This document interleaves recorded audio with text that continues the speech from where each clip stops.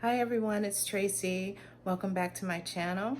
For those of you that are new, I hope you like what you see. And for those of you that continue to return, thank you and I appreciate your support. And everybody, please remember to hit like and subscribe. So today's Saturday, so I'm going to make a Saturday meal, which is pizza. And I'm going to make it, this is a little bit of an experiment, so we'll see how this turns out. But I'm gonna make it with cauliflower crust because I'm trying to stay away from flour, rice, pasta, any of that stuff. So I just finished my cleanse, so I'll talk, maybe I'll make another video about that.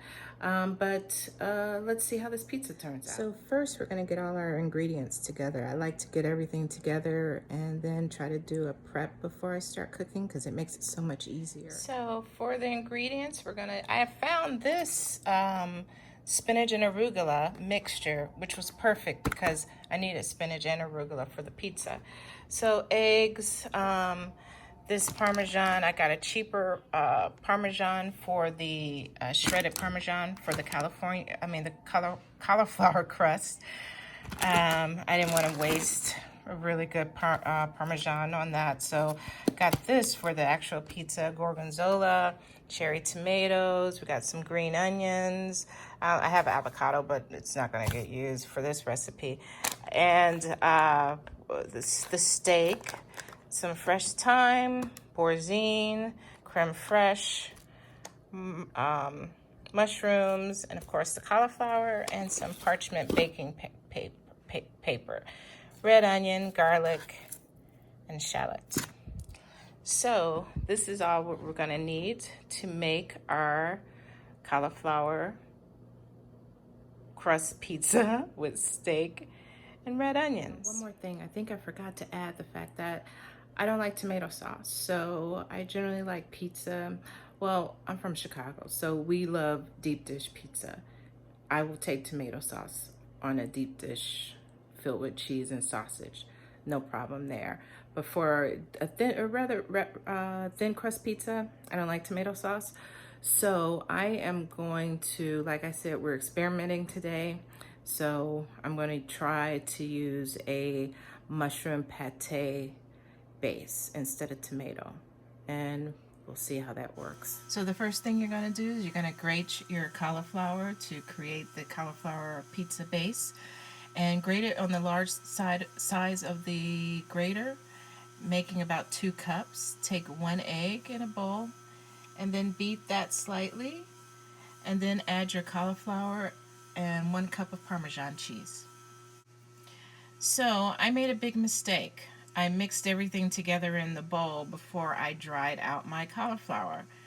So I formed it into a circle and I baked it anyway just to see what happened, because there was nothing I could do. It was already mixed together. So I baked it in the oven at 400 degrees, and this is the result.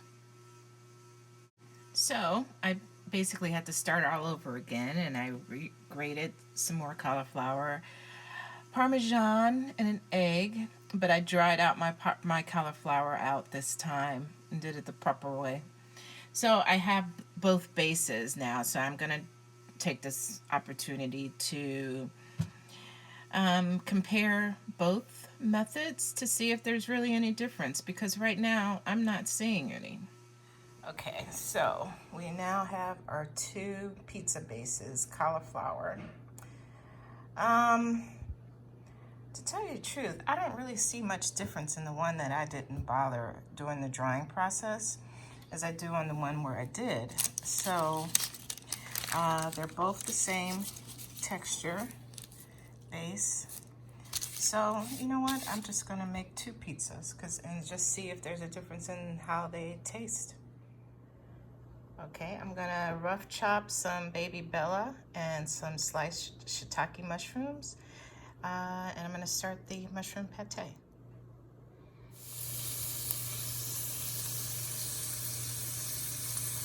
just going to saute the garlic and the red onion until, I think that was my cookie sheet. Anyway, we're going to saute the garlic and shallots just until they're soft. then we'll add our mushrooms, and then we're going to whip it up in the food processor. Peppers, some thyme. I added in the mushrooms, and I'm just going to stir it all around until the mushrooms get soft. I haven't seasoned anything yet except for the sprigs of thyme that I just threw in here, but I'm going to wait until the mushrooms brown a little. Mushrooms will not brown if they are salted, so just going to wait a little bit on that.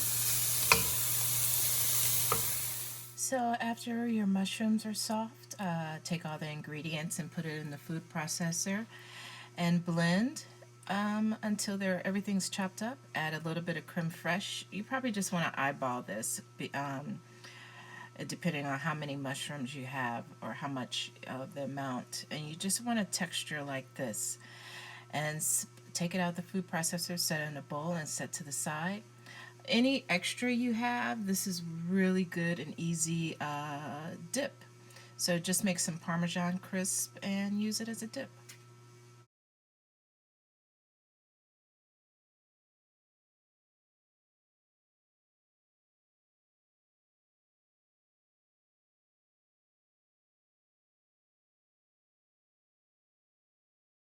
So the next thing you want to do is you want to grill or fry your steak, and remember that the way you would normally fry it to your liking, medium rare, remember you're going to put this in the oven, so you don't want to cook it all the way to that point, so you want to stop it just before. All right, we have steak resting. We got the other everything else for the toppings prepped. We got the gorgonzola. We have our chopped tomatoes, red onions, edamame. I'm still not sure if I'm going to use this. I'm going to see. Since I have two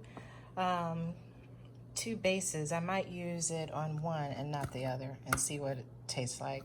Our mushroom pate, and then our spinach and arugula, and chopped green onions. I don't know why I chopped 2 onions. Anyway, all right. So here we go. We have both pizzas. They both have steak, but one only did the mushroom pate on the bottom. The other, I mixed the mushroom pate with the boursin. So we'll see how that turns out. Like I said, this is an experiment. And in about 10 to 15 minutes, we'll know what happens. So there we have the final product. So there we have. Drizzle with a little bit of chili oil. And we have both pizzas. And actually, my take is that use the drying method. I'm not sure if it's even necessary because both pizzas turned out the same. I did spread one with the boursin and the mushroom pate mixed, and my mom loved it. So my mom loved it. Matter of fact, she couldn't eat all of it, but she said, "Oh, that was so delicious." She actually got up a couple hours later out of bed to eat the rest of it. Would I call it a pizza? I don't know. Maybe more of a flatbread, but it was definitely delicious. The crust came out great. I'm definitely going to experiment with this again, maybe a few more times, because I really did like the way the crust came out. It wasn't a hard crust, it was kind of a softer crust, so it can definitely be used for wraps. So I'm going to experiment with this base a couple more times with wraps and some other things that I'm thinking. So stay tuned and make sure you hit like and subscribe and come back for more. Thanks a lot, you guys.